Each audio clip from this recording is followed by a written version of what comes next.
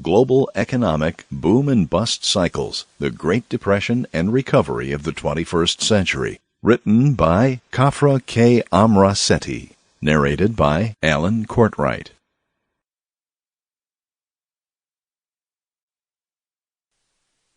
Global Economic Boom and Bust Cycles, the Great Depression and Recovery of the 21st Century. Written by Khafra K Om-Ra-Seti. Prologue.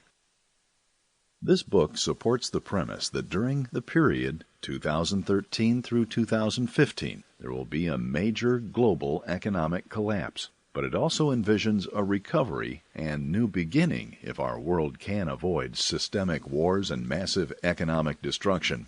The economic thesis presented in this publication is the result of over 25 years of research, writing, and thinking on this subject matter, which is culminating in this incredible era of enormous transformation. What is emerging from the historical data examined over the past century and what forms the foundation of my thesis is what I call the grand convergence, the confluence of a diversity of economic forces bringing about a manifestation of creative destruction and global economic reformation.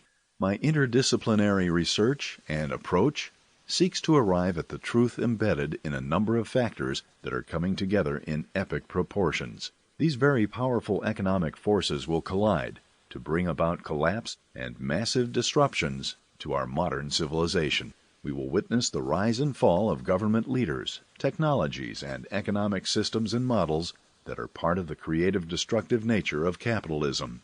In 2012, our world entered a period of economic, political, technological, and social trials and tribulations, and this will be an economic reformation that will not come easy. The first phase of this economic reformation was the meltdown of 2008. Which was truly a shocking event, one that made the crash of '87 appear minor by comparison.